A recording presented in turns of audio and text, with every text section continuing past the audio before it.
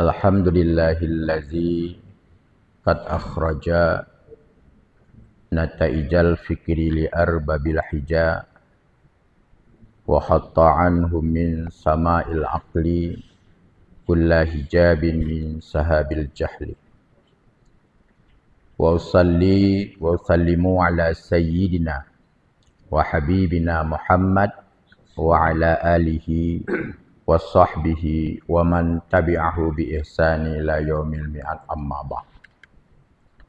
Yang kami hormati, kami banggakan Bapak Bupati, Bapak Wakil Bupati beserta seluruh jajaran yang berhadir di kesempatan ini, Bapak Kapolres beserta seluruh anggotanya, Bapak Kajari, seluruh beserta anggotanya, Ketua MPU, Kan Kemenang, yang mewakili Pak Rektor, hadirin dan hadirat yang dirahmati Allah yang tidak dapat kami sebutkan satu persatu, tapi tidak mengurangi rasa hormat dan kemuliaan daripada kami kepada semuanya yang berhadir di kesempatan yang sangat berkah ini. Beberapa bulan yang lalu, saya membaca sebuah artikel penelitian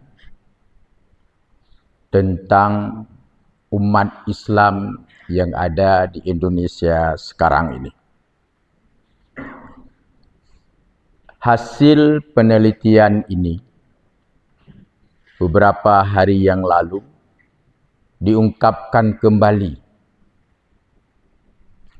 oleh Dirut BSI Pusat di dalam peresmian rumah Quran yang ada di Banda Aceh. Jadi kalau di sini Kampung Quran, di Banda Aceh baru saja diresmikan yaitu rumah Quran miliknya Bank Syariah Indonesia. Dari hasil penelitian yang dilakukan oleh sebuah organisasi menunjukkan secara umum bahwa umat Islam di Indonesia ini persentasenya sudah menurun. Tidak sama lagi dengan tahun-tahun yang belakangan. Menurunnya ini hampir 1 digit. Kalau dulu kita katakan 99, 98, 97, 96, turun umat Islam yang ada di Indonesia ini. Sebab turun itu tidak kita tahu. Banyak variabel yang dibuat penelitian itu. Sesudah itu banyak sekali variabel, saya hanya menyebutkan beberapa saja dari hasil penelitian ini yang terkait dengan tempat kita yang dimana kita pada pagi yang berbahagia ini. Dan sampai kepada penelitian dilakukan berapa persen umat Islam yang tidak pernah ke masjid. Sampai ke situ. Dan saya melihat hasil penelitian ini tidak perlu jauh-jauh Pak Bupati. Ini bisa kita praktekkan hasil penelitian di kampung kita masing-masing. Insya Allah sama itu. Mungkin variabel yang pertama itu yang tidak sama. Di kita insya Allah umat Islam kita masih bertahan di kampung kita masing-masing. Bukan secara umum di luar di Indonesia. Tapi kalau variabel yang lain itu hampir sama sesuai dengan hasil penelitian itu. Hal yang lain dari penelitian ini bahwa umat Islam itu tidak hadir ke masjid itu angkanya 87%. Tidak hadir ke masjid. Pada waktu-waktu salat 5 waktu. Kecuali Jumat dengan hari raya. Itu besar volumenya. Ini ditemukan 87% ini, coba sekarang ini kita praktekkan, kita coba analisis di kampung kita. Berapa persen yang wajib salat di kampung kita? Apa kita temukan 87% itu yang tidak ke masjid? Belum lagi yang dianalisa tidak salat. Belum lagi yang dianalisa tidak bisa baca Al-Quran. Yang tidak bisa baca Al-Quran itu 32% umat Islam di Indonesia. Itu hasil penelitian, kan tidak mungkin seluruhnya diteliti. Tapi ditemukan 32% umat Islam itu tidak bisa baca Al-Quran. Sekarang, yang tidak bisa memahami isi Al-Quran 67%. Besar lagi. Yang pasti 32 kalau tidak bisa baca, pasti tidak bisa memahami. Ada yang bisa baca, kadang-kadang tidak bisa memahami. Jadi jumlahnya tinggi, hadirin yang dirahmati Allah Subhanahu wa taala. Hasil penelitian ini itulah yang membuat umat Islam di akhir zaman ini disebutkan oleh Rasulullah sallallahu alaihi wasallam dalam salah satu hadisnya, umat Islam itu banyak tapi bagaikan buih di lautan. Umat Islam itu banyak tapi bagaikan buih di lautan. Kenapa bisa seperti ini menjadi buih? Karena tidak bisa baca Al-Quran. Karena tidak datang ke masjid. Karena tidak memahami isi Al-Quran. Itulah yang digambarkan oleh Rasulullah sallallahu alaihi wasallam. Umat Islam itu banyak tetapi bagaikan buih di lautan. Terombang-ambing, tidak punya kekuatan, tidak punya kesiapan. Kenapa? Karena tadi adalah kita ini buih sekarang. Tadi Pak Bupati menyatakan Israel tidak takut kepada umat Islam. Kenapa? Karena buih. Kita ini terlalu jauh dengan Israel. Tetapi negara-negara Muslim yang berbatasan dengan Israel juga buih. Tidak punya kekuatan. Buih. Kelaparan umat Islam. Anak-anak yang meninggal. Tapi tidak menjadi perhatian bagi umat Islam yang ada di sekitar situ. Kenapa? Karena umat Islam buih, kata Rasulullah. Hal ini akan terus terjadi apabila tidak ada aksi daripada kita. Bukan keperhatian. Tapi yang dibutuhkan sekarang adalah aksi oleh kita semuanya yang diberikan tanggung jawab oleh Allah Subhanahu wa taala. Kegerakan subuh berkah ini perlu kita pertahankan, perlu kita syiarkan, perlu kita tularkan kepada seluruh masyarakat kita. Yang kita awali pada subuh berkah, nanti ada Selasa berkah, ada Jumat berkah, ada Ahad berkah, yang semuanya menjadi berkah insyaallah. Hadirin sidang jamaah yang dirahmati Allah Subhanahu wa taala. Problem apa yang sekarang ini kita hadapi yang sehingga kita menjadi buih sebagaimana Rasulullah sallallahu alaihi wasallam sampaikan? Tadi salah satunya 30% tidak bisa baca Al-Quran. Padahal para ulama-ulama kita terdahulu sudah membantu kita agar memudahkan kita untuk baca Al-Quran. Kalau kita lihat ensiklopedi sejarah perjalanan Al-Quran itu, pada masa sahabat sampai abad ketiga, Al-Quran itu tidak ada titik. Tidak ada titik. Coba bayangkan sekarang ini kalau di sini tidak ada titik Al-Quran, siapa yang bisa baca? Tidak ada. Timbul inisiatif dari para ulama di abad ketiga agar Al-Quran ini ditaruh titik kerana sudah mulai ada orang tidak bisa baca. Tidak ada titik. Sudah ada titik, akhirnya juga sudah ada yang tidak bisa baca. Sekitar abad ke-8 ditaruh baris. Pakai baris Al-Quran itu seperti yang ada di kita sekarang. Tapi kalau kami di pesantren, di pondok-pondok pesantren itu masih mempelajari kitab-kitab tidak ada baris. Sekarang Al-Quran yang ada di kita ini sudah ada baris. Tapi sekarang sudah ada baris. Sudah banyak yang tidak bisa baca. Timbul inisiatif lain terserah daripada hukum bagaimana. Dari para intelektual. Membuat Al-Quran dengan bahasa daerah masing-masing. Itu lebih susah lagi cara bacanya. Lebih susah lagi cara bacanya. Ada sekarang teman-teman di UIN Raniri mempelopori dulu buat Al-Quran dalam bahasa Aceh. Bukan lebih mudah kita baca. Lebih susah membaca Al-Quran dalam bahasa Aceh. Terlepas hukum bisa tidak lain-lain. Tapi upaya ini dalam rangka membantu masyarakat untuk bisa baca Al-Quran. Tapi itu juga tidak berhasil. Inilah yang membuat umat Islam jadi buih.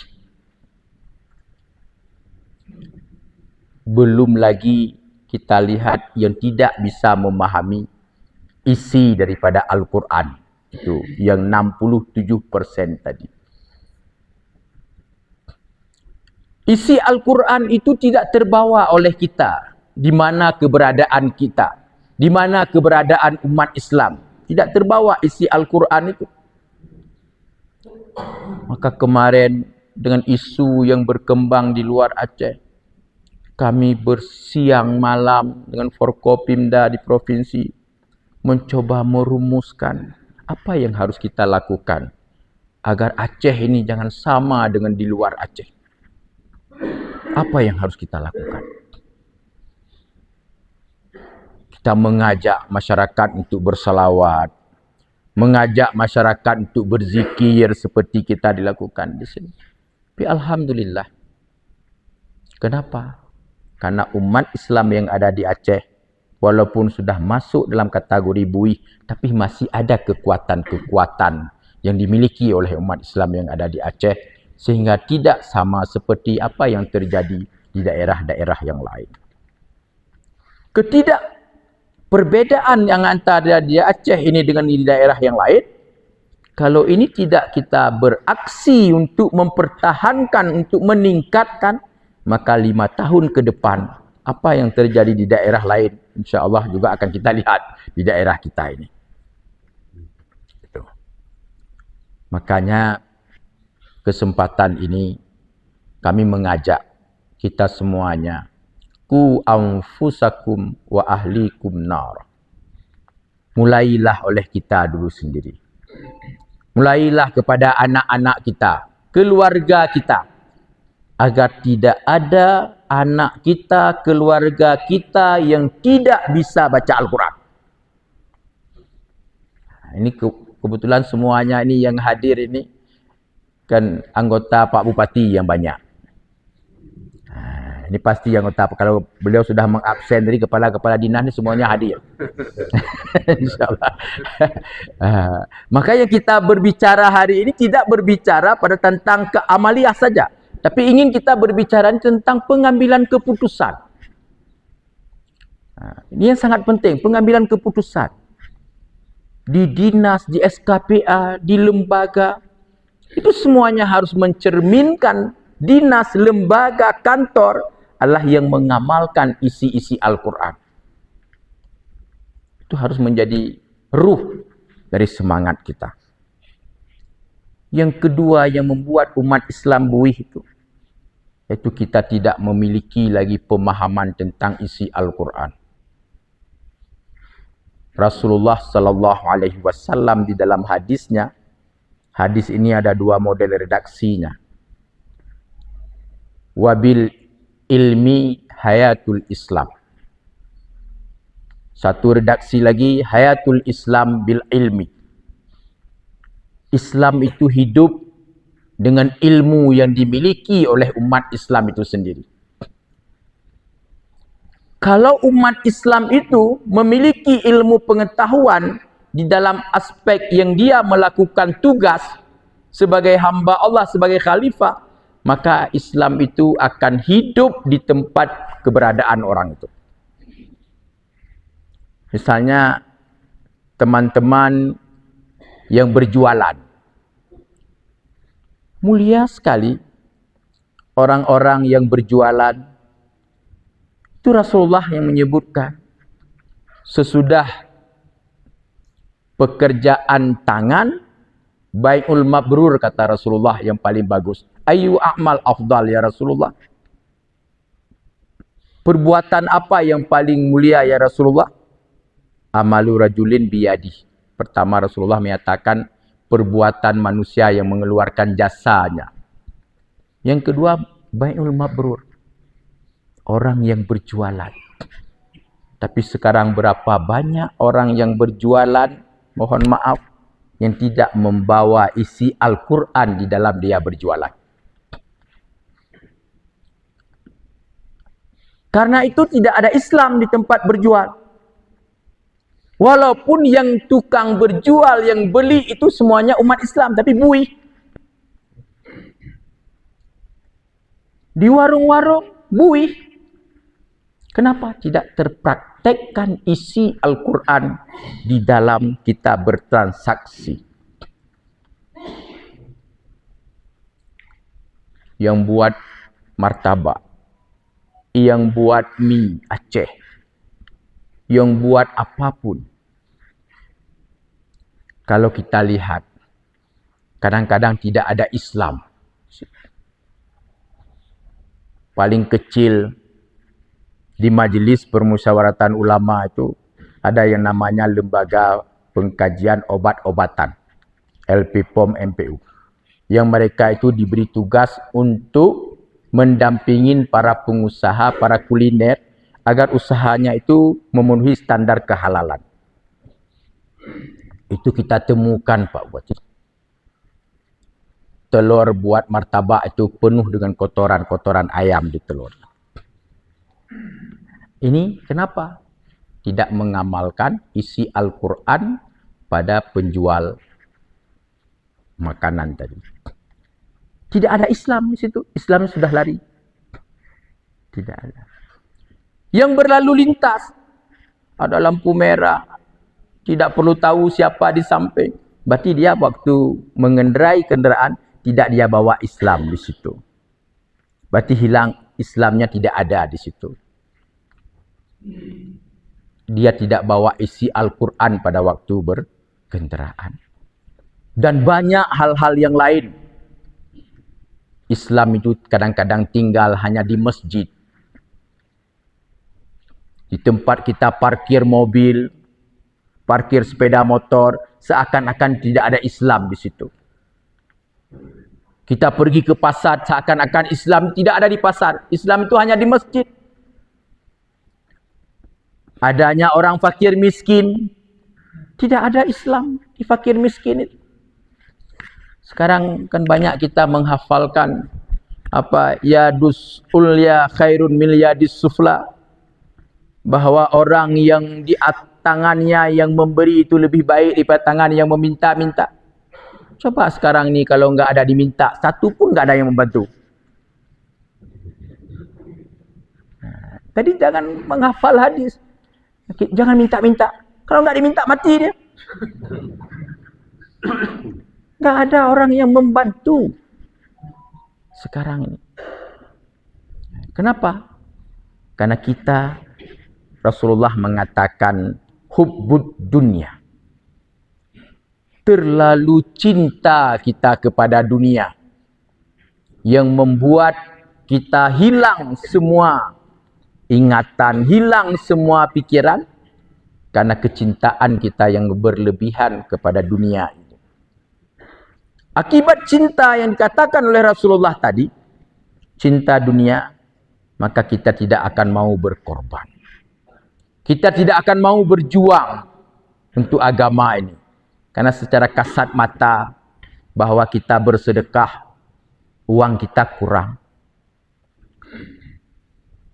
Kita bersedekah langsung terbayang. Untuk anak berapa? Tidak ada lagi uang untuk anak, enggak ada lagi uang ini, tidak ada uang itu. Itu karena hubbud dunia. Cinta kita kepada dunia. Kita kurang bersyukur kepada Allah Subhanahu wa taala.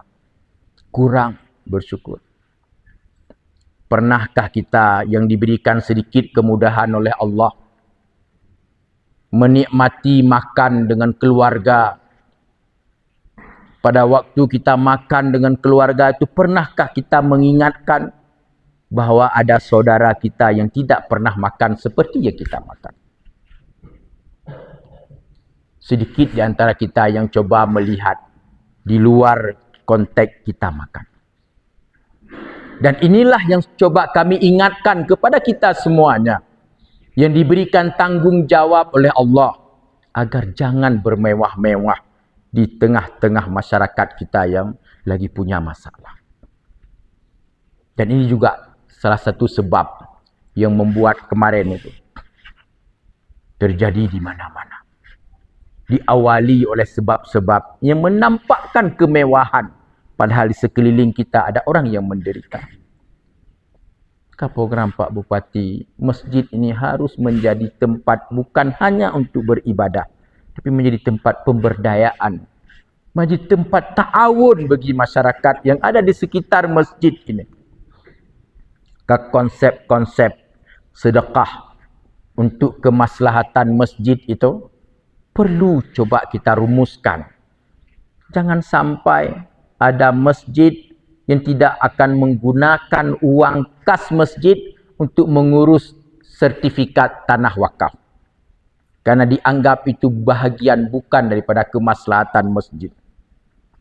Membiarkan tanah wakaf masjid tidak sertifikat. Karena kenapa menghabiskan uang 500.000, 300.000? Alasannya kenapa? Tidak ada uang yang khusus untuk mengurus sertifikat. Itu bukan. Gunakan uang yang masuk di dalam caleng setiap Jumat itu. Karena menjaga agar tanah wakaf itu punya legalitas, itu bahagian daripada kemaslahatan masjid. Uang sedekah itu bukan hanya untuk bangun masjid, tapi juga bisa dipergunakan untuk kemaslahatan masjid. Salah satunya menjaga tanah-tanah wakaf masjid itu agar jangan sampai dikuasai oleh orang-orang yang tidak bertanggung jawab di sekarang ini. Ini masjid kita ini. Kami pernah bertanya dulu kepada Pak Sofyan Jalil waktu beliau Menteri Pertanahan. Kata beliau, di Indonesia ini ada 2 lembaga yang cukup tertib mengurus administrasi tentang pertanahan. Yang pertama pihak TNI, yang kedua adalah Kristen Katolik. Masjid rata-rata tidak ada bersertifikat. Nah ini kita nih, enggak ada bersertifikat nih. Masjid ini, saya bisa pastikan kalau saya tanya, belum ini? Sudah? Ya Alhamdulillah.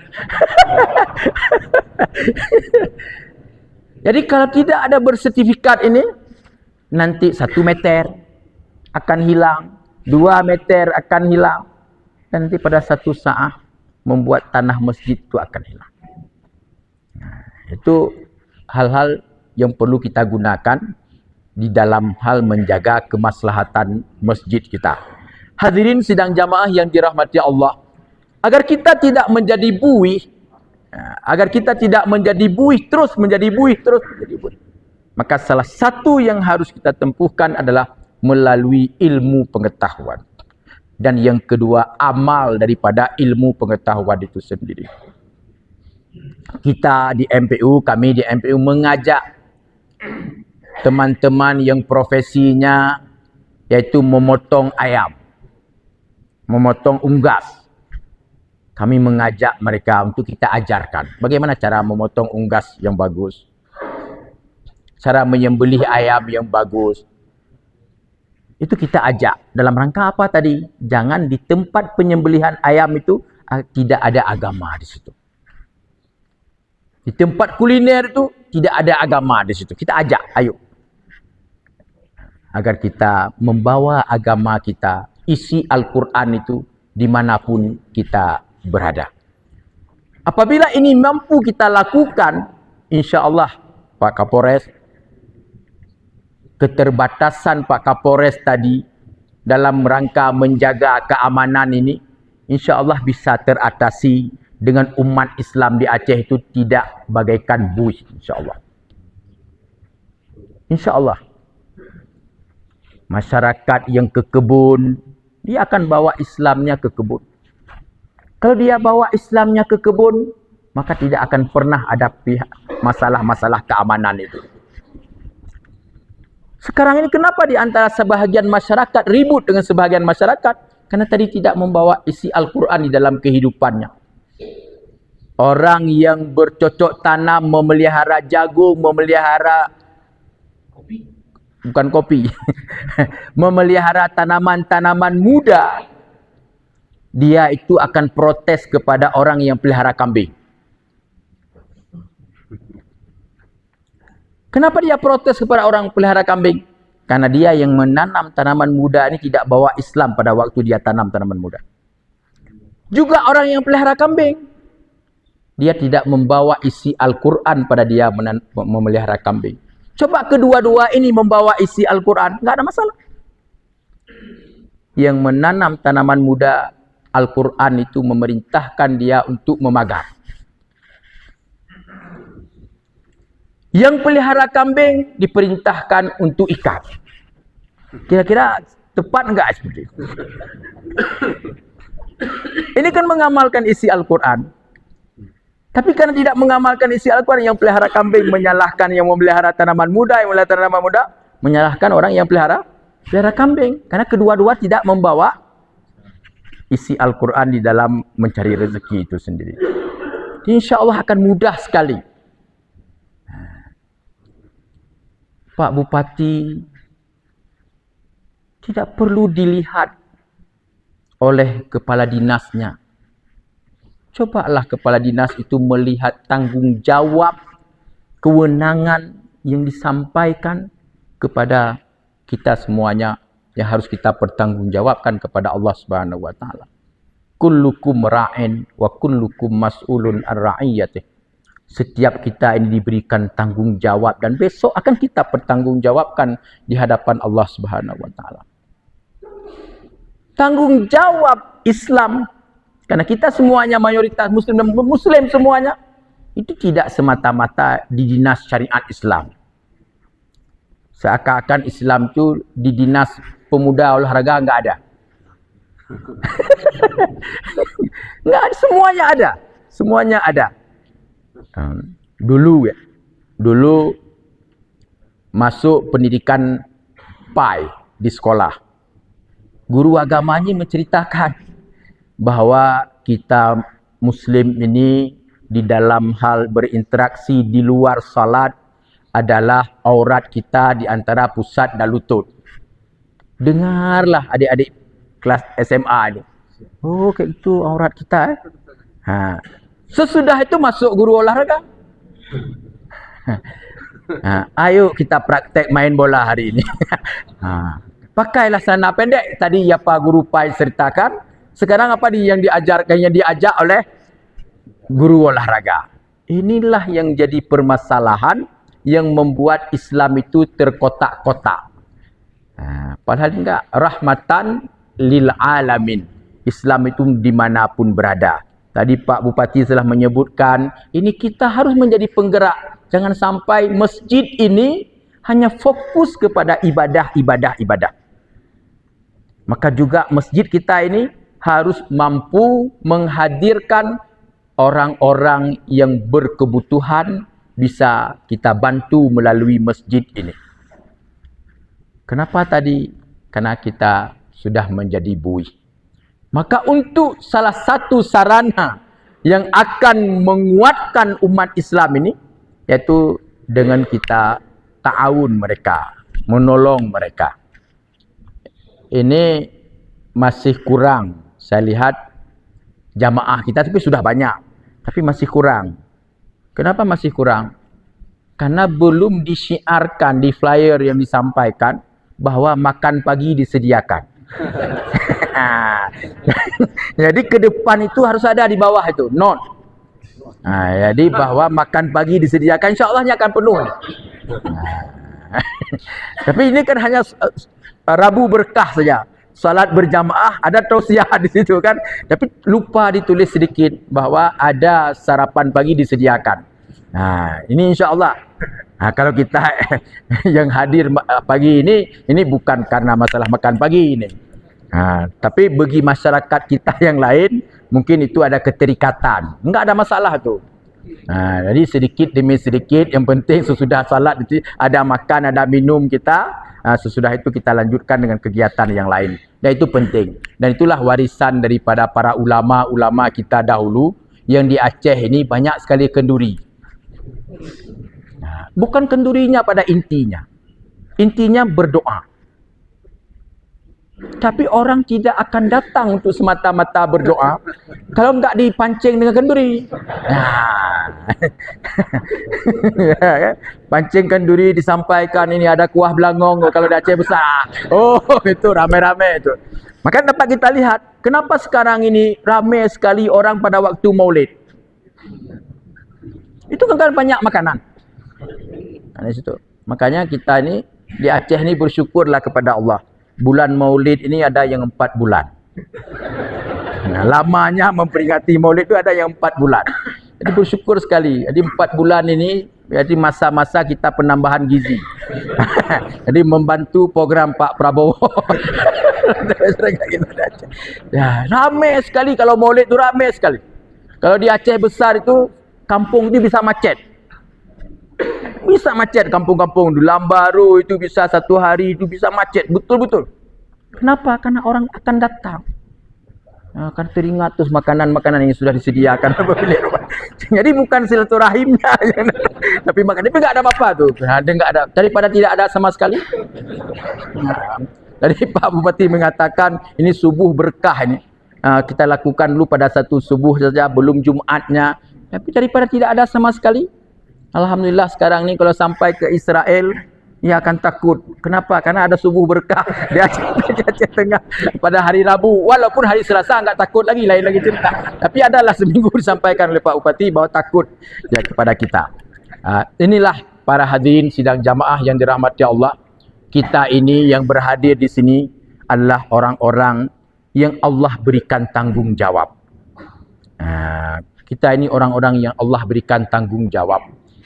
Lebih daripada orang-orang yang lain. Kenapa Allah berikan tanggungjawab lebih? Karena kita memang sudah dipilih oleh Allah Subhanahu wa taala untuk mengembangkan tanggungjawab itu. Tidak ada dalam rumus Allah meminta pertanggungjawaban itu kalau Allah tidak memberikan sesuatu kepada kita. Tidak akan pernah. Kalau ada rapat di kampung untuk rapat Maulid misalnya. Rapat Maulid tulis. Ini kita akan mencari sumbangan. Suruh tulis. Pasti yang ditulis itu siapa kira-kira? Orang-orang yang di mata duduk, orang-orang yang duduk ini orang-orang yang punya duit. Tidak akan ditulis orang miskin. Makanya kalau ditulis untuk kita berpartisipasi di dalam kegiatan, nomor 1 ditulis. Tengku Haji Faisal, nomor 1. Bersyukurlah kepada Allah. Kenapa? Karena kita diakui oleh masyarakat, diberikan kemudahan oleh Allah. Tanya Hana, kalau ditulis kita nomor 1, kenapa saya ditulis? Padahal itu bentuk daripada pertanggungjawaban Allah kepada kita. Pasti Allah tidak akan mengirim ilham kepada tukang tulis kepada orang miskin. Enggak ada tu. Enggak ada tu. Jadi kalau sudah Allah tulis, pasti ada Allah berikan kelebihan. Masyarakat yang punya masalah di kampung, Kira-kira masalah yang dia punya itu dia akan datang kepada siapa? Kepada orang-orang yang dianggap punya kemampuan untuk menyelesaikan masalahnya. Tidak akan pernah datang kepada orang-orang ini. Maka kalau sudah datang, alhamdulillah, sudah bermanfaat ilmu saya. Sudah bermanfaat harta saya. Jadi kalau tidak datang, saya tidak akan pernah bermanfaat ilmu itu. Jadi Allah akan kirim orang untuk mencoba apa yang Allah berikan kepada kita. Di sini, karena di sini kita panen kopinya sekarang ini sudah sepanjang tahun. Mungkin kalau kami di sana enak sekali kita lihat. Kan orang ke sawah. Ke sawah itu kan tidak sepanjang tahun. Saya sering menyampaikan kepada masyarakat di sana, coba lihat. Kalau Allah tidak memberikan rezeki, maka Allah tidak mengirim orang yang meminta-minta. Tak pernah ada di sana orang yang datang ke kampung meminta sedekah itu pada masa tanam padi. Enggak ada. Enggak ada. Saya tanya, ada enggak? Enggak ada. Tapi kalau padi sudah mulai menguning, sudah panen, sudah datang. Panitia masjid, mu'allaf, fakir, miskin, ini Allah kirim ini. Bersyukurlah supaya berkah apa yang kita dapatkan. Karena Allah sudah memberikan rezeki, maka Allah kirim orang untuk mengetes kita ini. Apakah kita bersyukur kepada Allah ataupun tidak?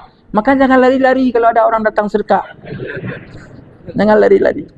Walaupun yang namanya nafsu di dalam tubuh kita, pasti dia akan menolak. Di sinilah butuh keimanan dan keyakinan kita kepada Allah Subhanahu wa taala. Dan tangan ini tangan saya, tangan Bapak Ibu semua yang hadir tidak seperti itu.